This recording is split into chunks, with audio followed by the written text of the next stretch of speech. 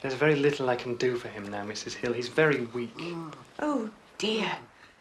Is there no hope? I'm afraid not. It's more a matter of hours rather than days now. Does Mr. Anthony have any relatives? There's a brother, Henry, but they haven't spoken in 20 years. No one else? Well, yes. There's Mr. George, his nephew in London. I expect he'd want to know. First reaching for his hatchet, which he's got near him, close by, the noble fireman goes to find... Maestro, please. Have you ever been a fireman? No, but I've sat next to one. And what's this jolly laughing cobbler's song all about? It's all about this cobbler, who's always... Sorry to drag you away, George, but there's a call for you. Can't you take a message? Let's hear some of it. It's your uncle, old son. Yes, sir. I'm afraid he's in a bad way. I see. Oh, yeah. Thanks, Harry. I'll come right away. Always bright and never grey. You see, sir, when I'm singing this song, I'll be cobbling, and I'll have a boot. Oh, you'll get a boot, all right. It was the doctor himself said I should call. He's very bad, Mr. Lorimer. And I'm very grateful, Mrs. Hill. This is very distressing. But I can't travel to Brighton before Sunday at the earliest. He's at his last breath, Mr. Lorimer. Sunday might be too late. Oh, Lord, I'm sorry. There really is nothing I can do. Well, what about Mr. Henry Gascoigne, sir? Do you think I should try to reach him? Uncle Henry? Good God, no. He'd welcome the news.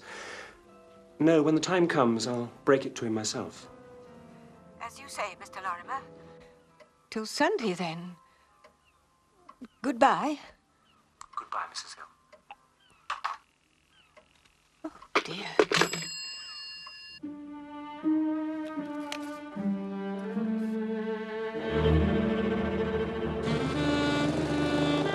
Following England's defeat in the first test at Trent Bridge, the selectors have made 2 changes. R.A.S. Wyatt returns to captain's side and Bill Bowes is preferred to neutral. The team is Walters, Sutcliffe, Hammond, Hendon, Wyatt... The English enigma. Verity, Farnes and Bowes. I know not of any other game where even the players are unsure of the rules. Thank you, Miss Lemon. Oz is a one-up already. You can bet the Don will be looking for 3 figures at the hallowed ground. Hastings, I have no time for this Don and his crusade at the hallowed ground. I have a dinner engagement with my dentist. Your dentist? Positively morbid. But you're always trying to avoid him. Not at all. Off duty, he's quite charming. Besides, he likes to see the end product at work. For England, Bowes and Farnes, who returned to excellent figures of 5 for 102.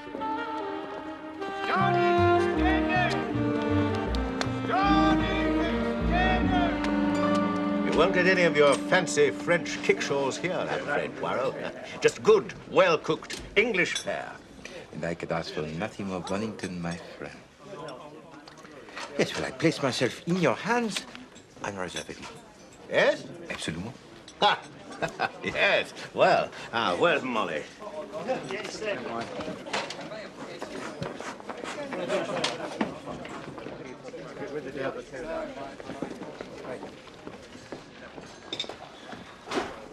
Good evening, sir. Molly. Now, what speciality have you for us this evening? You're in luck today, Mr. Bonington. There's your favourite, roast turkey with chestnut stuffing and fillet of sole to start. Oh, excellent. For both of us. Now, here is a girl who knows exactly what I like, Poirot. Well, I ought to know by now, sir, I'm sure. Do people always like the same thing? Mostly, sir. Though I'll tell you something odd. You see old Mr. Gascoigne sitting on his own over there? I'd say he'd been eating here since the old Queen died. Henry Gascoigne, a painter of some sort, I'm told. Well, he's at that table every Wednesday and Saturday evening, never misses. Except last week, he arrived on Monday. Gave me quite a turn. An interesting deviation from habit. I wonder what the reason was. Well, I reckon he must have forgot himself. You know, he can't bear suet puddings or blackberries, and I've never known him take thick soup. Yet last Monday, do you know what he ordered? Thick tomato soup, steak and kidney pudding, and washed it all down with a blackberry crumble. Mon Dieu. And he was back again on Wednesday as usual, his old self again. Anyway, I mustn't stand here gossiping. She's a good girl, that. And she knows a thing or two about food. You know, I find that extraordinarily interesting. What? That old man's deviation from habit. No, the change in diet, you mean? Well, doctor's orders, I'd say. It's common enough. I think not. Unless, of course, he thinks the old man would benefit from indigestion. To my good friend, Hercule Poirot, for whom life without mystery would be like roast beef without the mustard. C'est la vérité, mon ami. Ah, I see that bicuspid is still sensitive, Poirot. We must take a look at that. No. It must be the heat. What's that, Molly? Oh, Mr. Gascoigne, he's at it again. Steak and kidney pudding and blackberry crumble.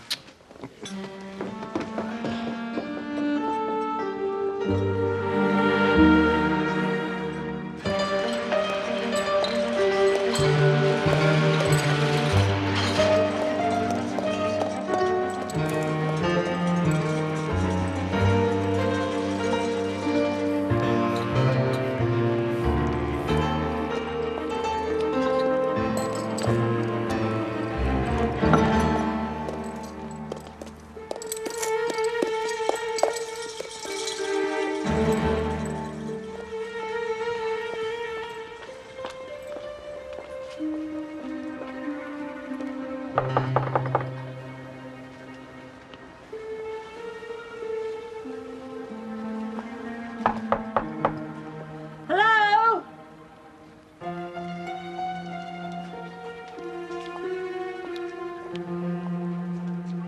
Hello? What's all the noise? It's his milk. It's been out here for 3 days. Dirty old devil. Hasn't had a bath since last pancake day either. Not a sound from inside. He might have taken ill.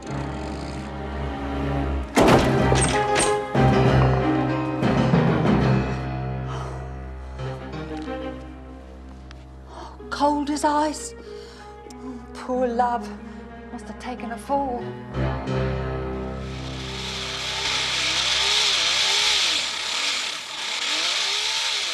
Here's a funny thing, Poirot. Remember that old fellow we saw at Bishop's the other night? The one that Molly remarked on, about how he changed his diet. Try not to talk. Well, I'm afraid he's eaten his last blackberry crumble. Poor old chap's kicked the bucket. Seems when he got home that night, he fell down the stairs of his lodgings.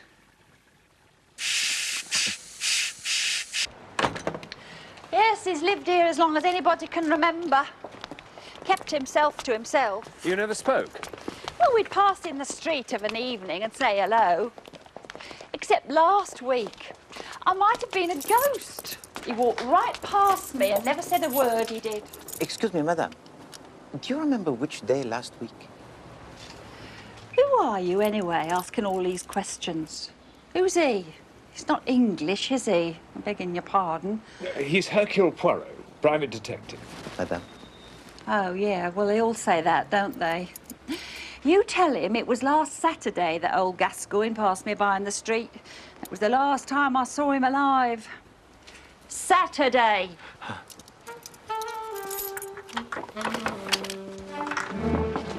He was lying just here in his dressing gown and slippers. Shabby old thing it was. Wouldn't surprise me if he didn't trip over the cord or something. Tripped over the cord. Yes, thank you, madame. And then you called the police? Yes. They just wrapped his body up in a blanket and carried it out. Didn't pay much attention to anything else. Poor old devil. Did Monsieur Gascoigne receive many visitors, madame? Only his model. He was an artist, you see. Ah. She's up there now. Thank you, Madame Molly.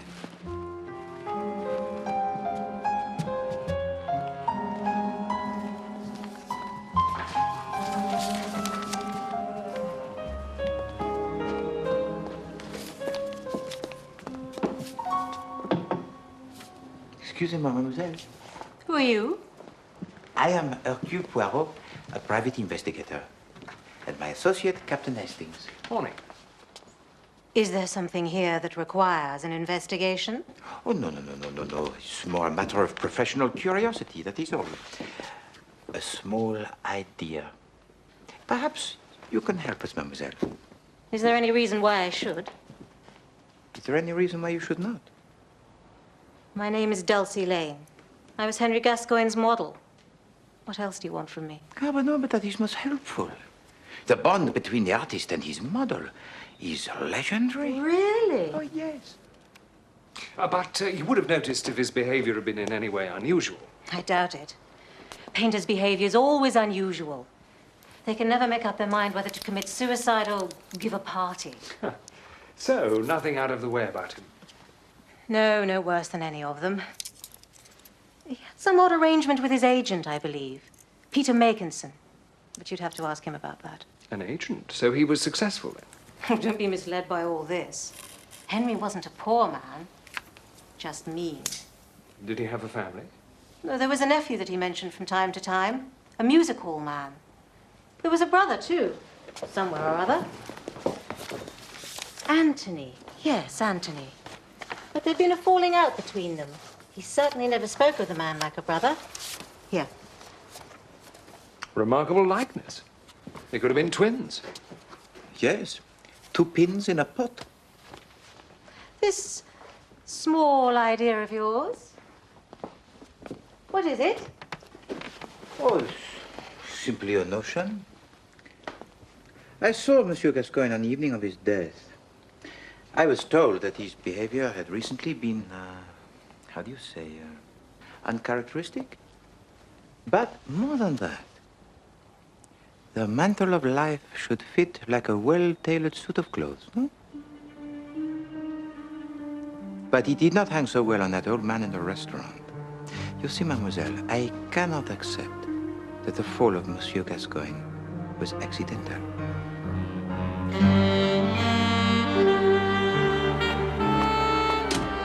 Hardly the kind of woman to push an old man to his death, Poirot. Ah, the auburn hair, mon ami.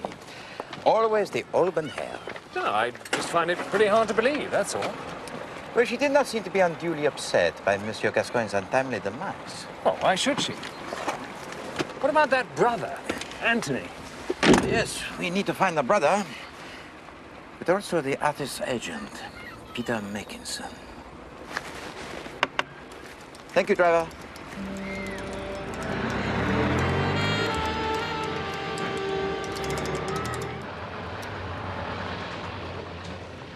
This is where the future of criminal investigation lies.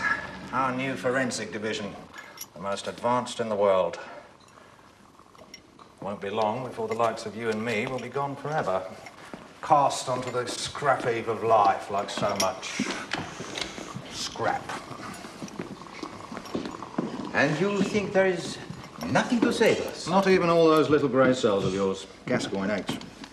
We'll all be extinct, Poirot. Dinosaurs. Henry Gascoigne, 68 years of age, artist by profession. What's your interest in this, Poirot? Oh, he was an acquaintance of a friend of mine, and I merely wished to put his mind at rest. Died from a broken neck caused by a fall down the stairs. Apparently he was a recluse, bit of an eccentric.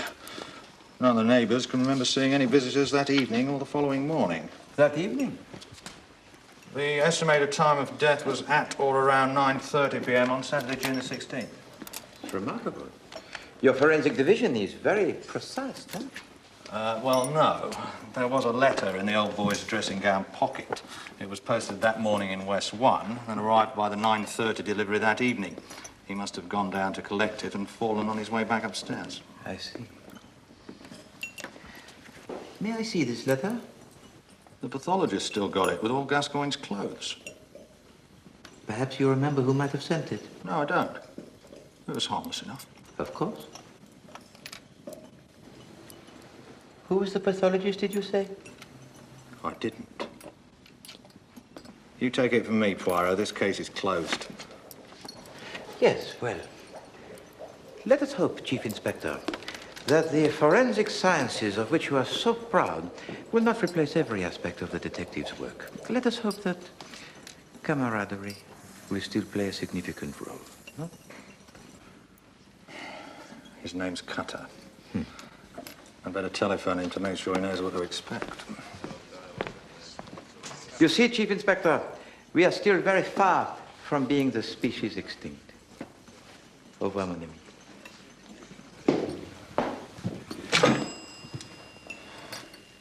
Strong-looking fellow. Had years in him, I'd say. Still got his own teeth. Gascoigne? And the cause of death was a broken neck? Yes. Second and third vertebrae here and here. You will also notice extensive bruising to the rib cage and to the arms and legs, consistent with a steep tumbling fall. Down the stairs, yes. Is it possible that Monsieur Gascoigne might have suffered a seizure of the heart or perhaps that of the brain? No, he simply slipped and fell. I see. I believe you were able to determine the time of death with some accuracy. It's never an easy task to ascertain the precise time of death.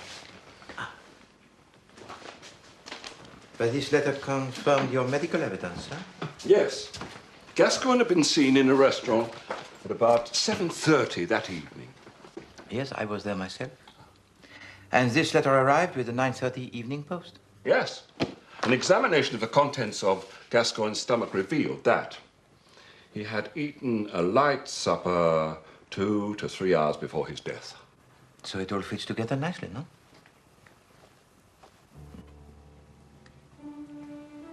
May I please borrow this letter, monsieur? Well, I'm sure you can be entrusted with its safekeeping, Mr. Poirot. Of course. Are you sitting down, Hastings? Yes, yes, I am. Very good. I'm coming. Oh, fine, fine. Now, Hastings, this is a recipe of my mother. Rabbit, cooked in the style of Liège. Well, I bet it's better than rabbit cooked in the style of Hastings. Yes, that is quite funny, Hastings. However, when you are grown up, you will find that food is not really the subject suitable for the humor. There. Smells delicious. Bon. The aroma is the most important ingredient in any dish. No, Hastings. Use your spoon. That is the Liège way. To use the knife is an insult to the cook. It implies the meaty stuff. You're not eating? Oh, unfortunately, no. My left bicuspid is still causing me that considerable discomfort.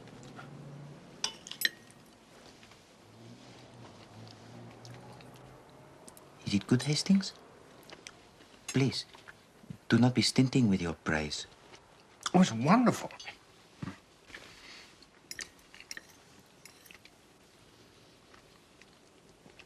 Tastes more, rabbity than any rabbit I've ever tasted.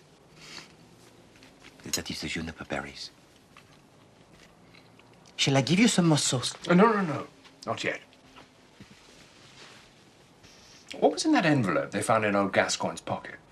Huh.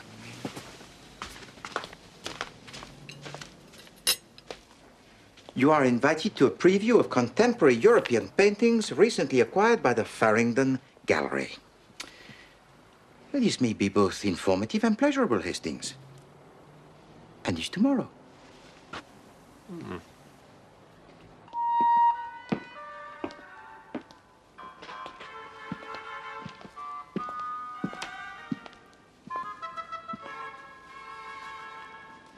Man throwing a stone at a bird.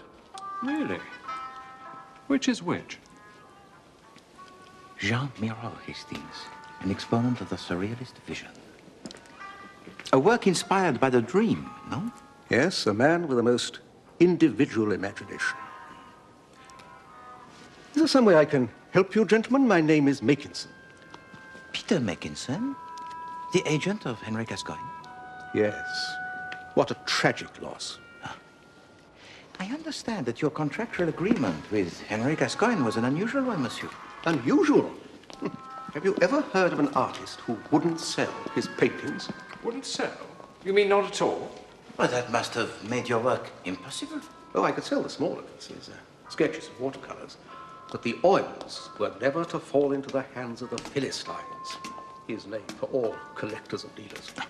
So, no one actually owns a Gascoigne painting? We made gifts of some, gestures of friendship. I have a small collection, and Dulcie Lane, his model, has several works. But he was a man of few friends. And now, of course, after his death, his paintings can be sold. I imagine that would be so. And you, monsieur, you are free to sell your own collection, yes? Look, what is all this about? You're not a collector, are you? No, monsieur. I am Hercule Poirot, a private detective, and I am investigating the circumstances surrounding the death of Henry Gascoigne. I see. I see. Perhaps we'd better talk about this in my office.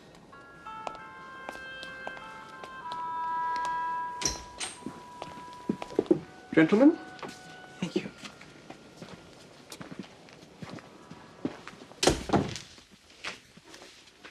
Ah, that is a picture by Monsieur Gascoigne, is it not? But not his usual model.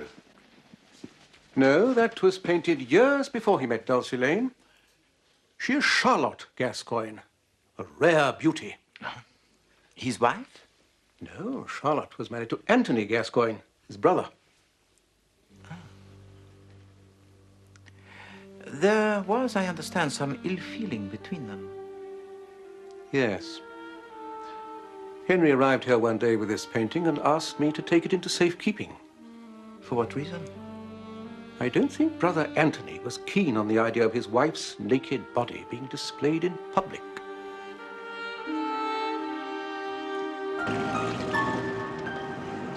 You know, the way I see it, Poirot, everyone stands to benefit from the old boy's death. Indeed, mon ami. His work was in demand, but unobtainable. His death will create much attention. Probably push the prices through the roof. Yes. Whoever is fortunate enough to own an original Gascoigne can expect to feather the nest, including Makinson and Mademoiselle Dulcie Lane. Unbelievable. No, mon ami. Even the closest acquaintances could be tempted. Well, they could have played for lunch. Lunch? England won the toss, went into bat, Sutcliffe and Hammond were back in the pavilion before lunch. 78 for 2 at the end of the opening session. Chipperfield trapped them both. Lunch? Of course, Hastings, lunch. Don't you see? See what of it?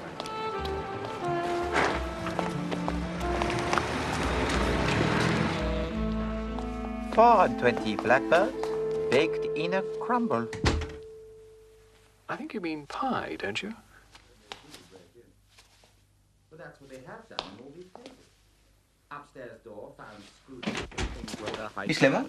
Mr. Poirot? Gone, and Jules with him, before alarm could be raised. Why, the trick's so old Ruffles, that I Mr. never knew Poirot. you'd condescend to pay it. Not so old as it looks. Such a dashing figure. Choosing the cigars and handing me mine. Cognac or Miss Lemon. Benedictine, Bunny. How did you get on with the music halls? Besides, he went on. The rooms were not George split. Lorimer is the manager of the Carlton Theatre, Bethnal Green. And the key missing, so the Excellent work, Miss Lemon. other side. Miss Lemon. But that was where he left his red That lamp. Monsieur Raffles. I exclaimed in triumph. But Raffles only shook his head. I don't believe in that rope ladder, Bunny, except as a blind. Well, Hastings, tonight we must visit the theatre. What's all this about blackbirds, Poirot? That Saturday evening, Henry Gascoigne finished his meal with the blackbird, or rather, the blackberry crumble.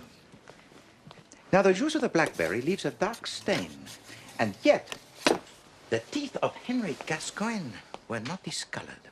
I looked most particularly. Oh, then the waitress must have been mistaken. It's easily done, you know. According to the pathologist, Henry Gascoigne died 2 hours after eating the light meal. Now, I do not consider soup, followed by the steak and kidney pudding, to be the light meal. But suppose that meal was not dinner, but lunch. But the old boy was seen at the restaurant at 7:30. You saw him? Yes. But that was not Henry Gascoigne.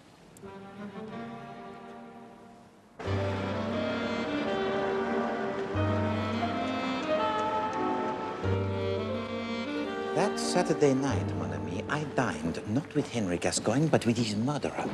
Henry Gascoigne was already lying dead at the foot of the stairs. And the killer, disguised as the old man, was able to leave the scene of the crime without arousing suspicion. Not quite.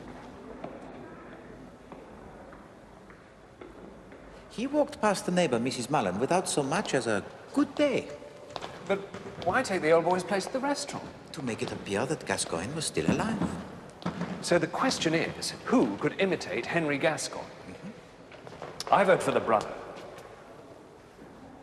Well, Hastings, it would certainly take a long stretch of the imagination to see Miss Dulcie Lane need a white wig and the whiskers. Steady, Poirot. Thank you, ladies and gentlemen. Miss Lane. Next class, same time tomorrow. Oh, Mr. Robinson, could I have a word with you, please?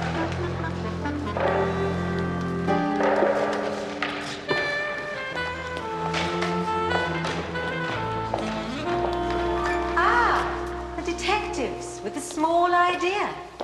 Please, mademoiselle, forgive this intrusion. Not at all, gentlemen. As you have already seen for yourselves, I have nothing to hide. No, we were up in the gallery. Miss Lane, I am now completely convinced that the death of Henry Gascoigne was deliberately arranged and by someone he knew well. Am I a suspect? I understand Henry Gascoigne gave you a number of paintings. Yes, 4 life studies. So you are aware, no doubt, of their value? Yes, I've had a number of generous offers. So you could be a wealthy woman, Miss Lane. You think I'd part with them? At any price?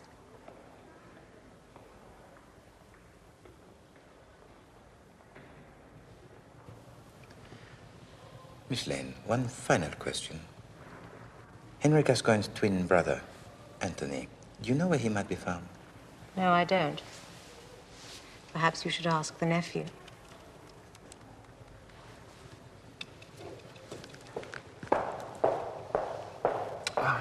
Thank you, Miss Lane.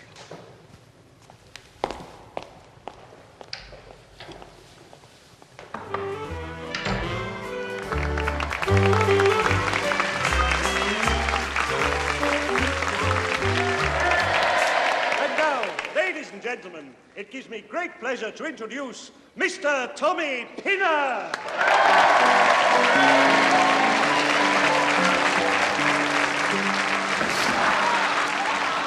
Well, who better to masquerade as the old man than his twin brother? Yes, the idea seems most attractive, mon ami. I'll give you just one more chance. What else can you do? I sing a song.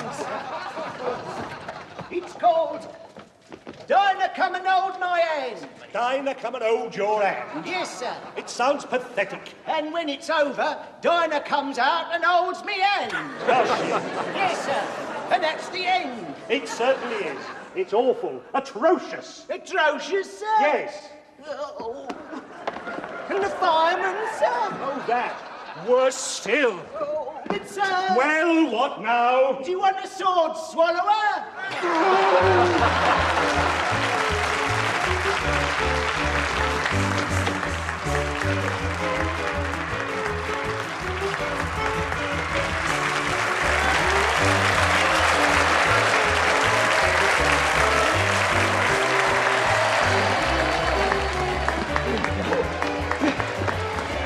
That ass. Good ass. Hot mouse. I love you. We've got time for a quick. Come on.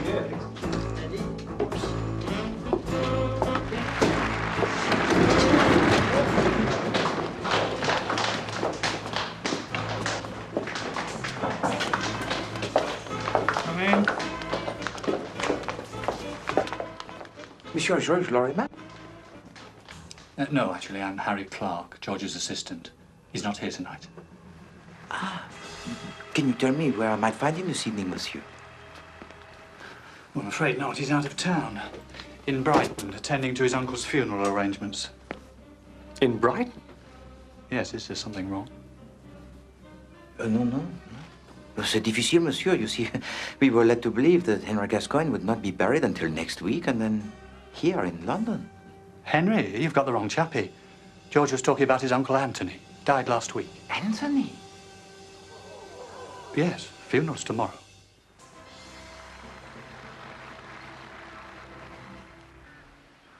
We therefore commit his body to the ground. Earth to earth, ashes to ashes, dust to dust. A quiet affair, is it not, Hastings? With both the brothers dead, there aren't many Gascoignes left to pay their respects. Not too many suspects left either, eh?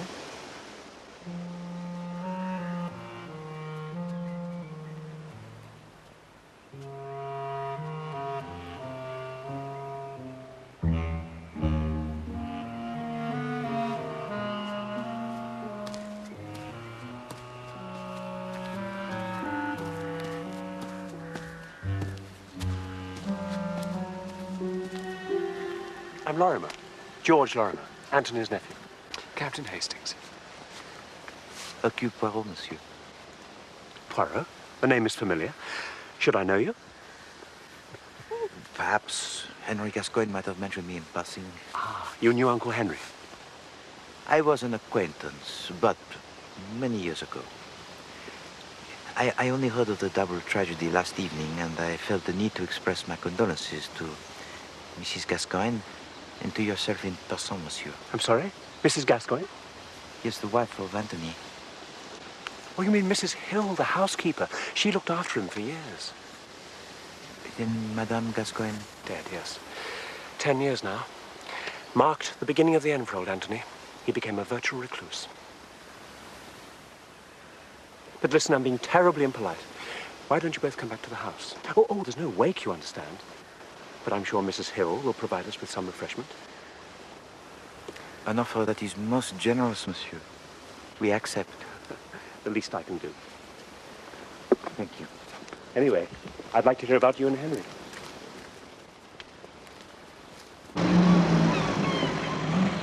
Henry's passion for painting once lit small fires of my own imagination. But alas, my talent as a painter was not as great as my ambition. May I be of some assistance, Mrs. Hill? I can manage very well, thank you, sir.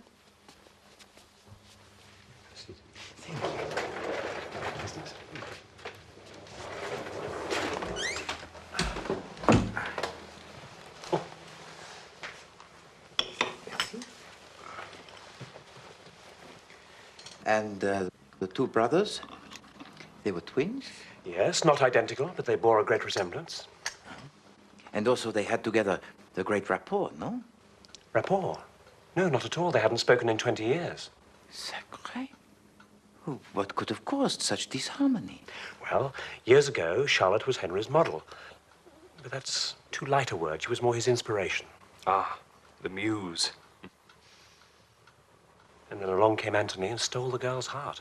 He whisked her away, leaving his brother a broken man. And the wounds from such a battle run deep. Well, their differences are well and truly buried now.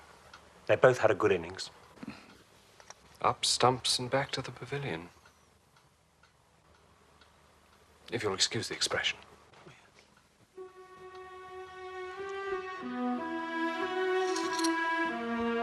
Ending orders.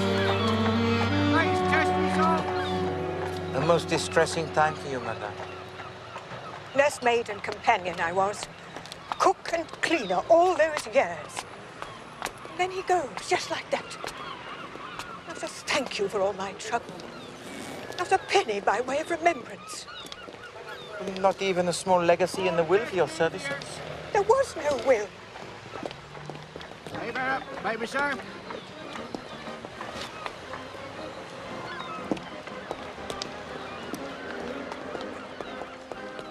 Get your taxi, huh? And expect it all goes to him, the next of kin. His right, I suppose, though he doesn't deserve any of it. He wouldn't come to see his uncle when he was at his last breath.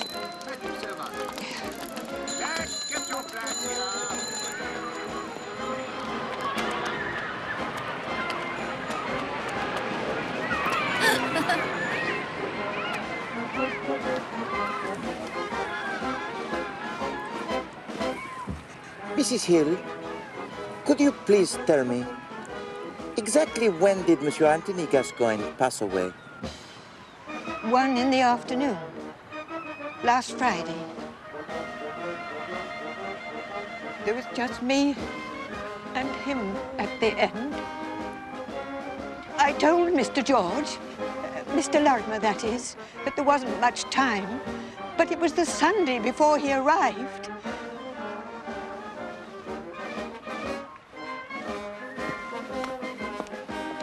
By tea on the second day, the Aussies are 63 without loss, chasing England's first innings total of 440.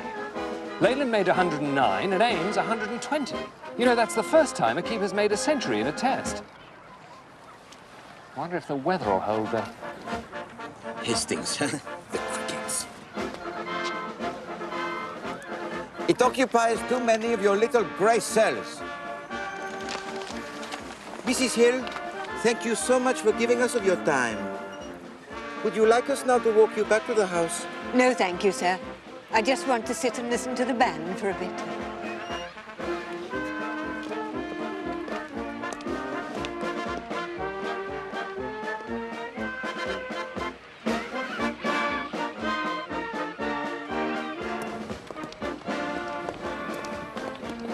Well, that was quite a yarn you were spinning back there, old man. The fires of artistic endeavour. I nearly blushed. Ah, Hastings, you do not understand the finer feelings. But you were lying.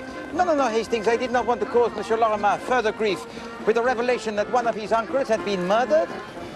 And by posing as an acquaintance of Henry Gascoigne, my inquiries appeared no more than innocent curiosity. Well, it certainly puts paid to my theory, anyway. Ah, yes, you expected more from this brotherly intrigue. La crime passionnelle, hein? No, mon ami. We have been running up the wrong tree.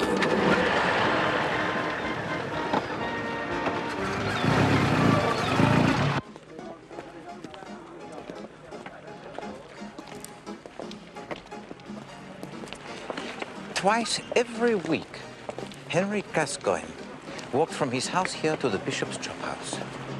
So he was a man of routine. There would be no variation. Now that Saturday evening, after the impostor had pushed Henry Gascoigne to his death, he would have followed this route as a matter of course. Hastings, where of an evening can a man be seen to enter a place as one character and emerge as another completely different character? Well, if he was a boarding house or a hotel.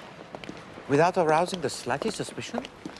After the masquerade at the restaurant, he'd need to abandon his disguise. He would want to change back into his own clothes in a hurry and secure his alibi. Discretion would be the problem. I think I have seen the answer, mon ami.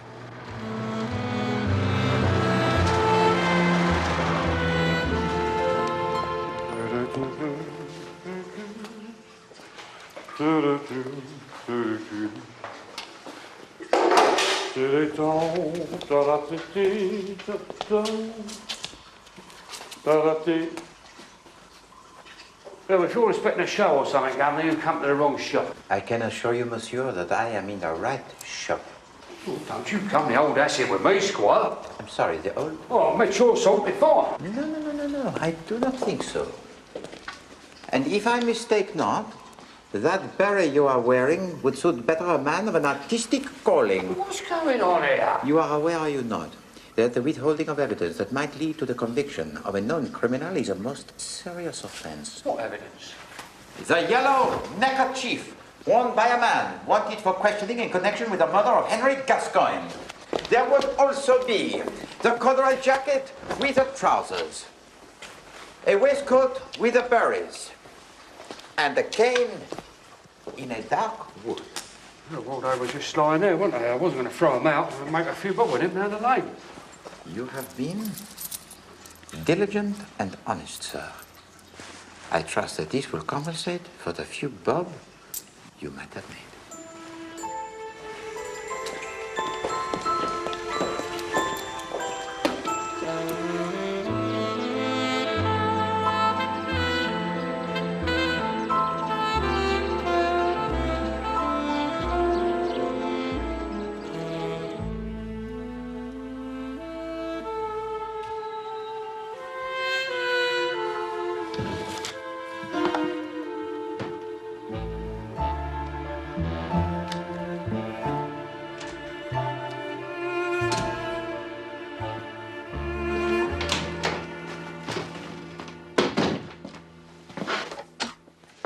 Well, Dulcie Lane was sitting for a life class from 1 until 5 on Saturday afternoon, so we can eliminate her. Oh, yes, Miss Lane is innocent.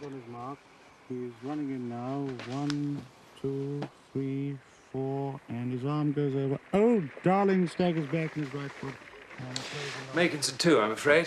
He was in Paris. That brings us back to square one. No, no, mon ami, far from it. We are about to make our final move. Kindly ask Miss Lemon to get me the Chief Inspector Japp on the telephone. A quicker ball this time. Oh, Darling miscues. The ball's in the air, and Sutcliffe's taken it. Simple catch, and Darling is out for naught. That's Verity's third wicket of the morning. Australia now 204 for 4.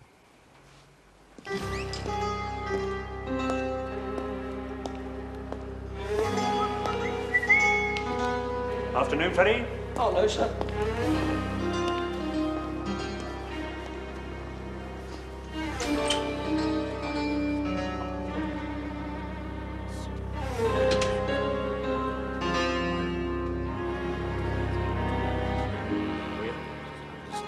Ah, Monsieur Lorimer, I am so glad. Please, to come up here. Poirot, what's going on? Who are your friends? Captain Hastings, of course, you know. And this is Chief Inspector Japp from Scotland Yard. We have reason to believe, Mr. Lorimer, that your uncle's death was not an accident. Not an accident? Please. This clothing was part of the assassin's disguise. It was discarded close to the bishop's chop house after he had masqueraded as your uncle following the murder. The strands of white hair are from the wig, sir. The darker hairs would be the guilty parties. They should be an easy match. Wigs? Masquerade? Yes, a devious finale to a most sinister plot, monsieur. You see, that Saturday evening, after he had pushed Henry Gascoigne to his death, the assassin searched through the correspondence on his desk. He retrieved this envelope, which he had sent the day before. Now, what could be more innocent than an invitation to an art gallery, eh? However, he had one last artistic task to perform. But he was not a skilled craftsman. Regard? He changed the postmark from the 15th to the 16th and smudged the mark on the blotter to further conceal the forgery. He placed the envelope in your uncle's dressing gown pocket, and then, disguised as the old man, he took his place at the bishop's chop house. And so it appeared that Henry Gascoigne had fallen to his death that Saturday evening, oh yes, but after the 9:30 post had been delivered. Whoever could do such a thing? Oh, well, at first I suspected his colleagues, but they all had the solid alibis. And then naturally I turned my attention towards his family. But Anthony was dead. It appeared that you were the only living relative, and of course you were. And where were you when your uncle was murdered, monsieur? Where was I? Well, I'd have been here at the theatre for the second performance. Of course. Ah, yes, but that would have been a Saturday evening, Mr. Lorimer. Neither the staff nor the artists here can remember seeing you on that Saturday afternoon. At which time I would say you are attending to some business, yes? Yes. The murder of your uncle. You think I killed Henry? This is madness. I had no quarrel with him. After Anthony's death, Henry was the only living relative to stand between you and the Gascoigne estate. This is a lie. A damned lie! We have acquired a sample of typeface from the typewriter in your office, monsieur. I am certain that it will be the perfect match with the address on the envelope. The signature of the murderer.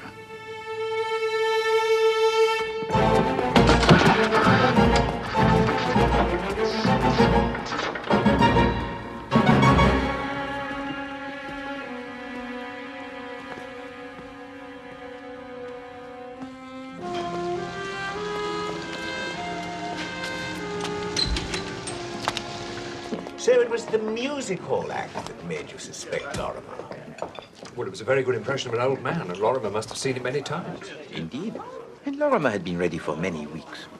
And when Mrs. Hill, the housekeeper, telephoned with word of Anthony's imminent death, Lorimer knew that all of Anthony's money would go to Henry Gascoigne because there was no will.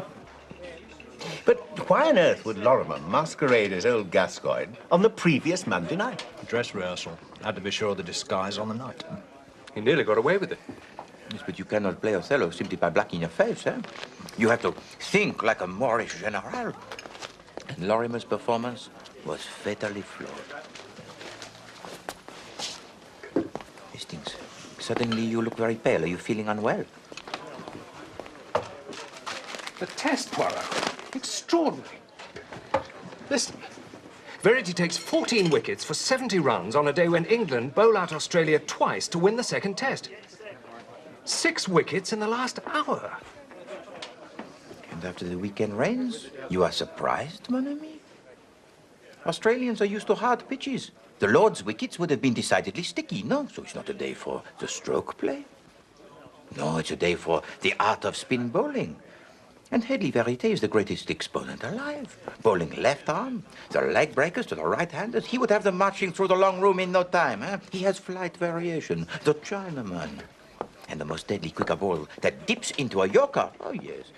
On such a day, Monsieur Verité would consider, what, 14 for 70? A fair haul. Ha ha ha ha!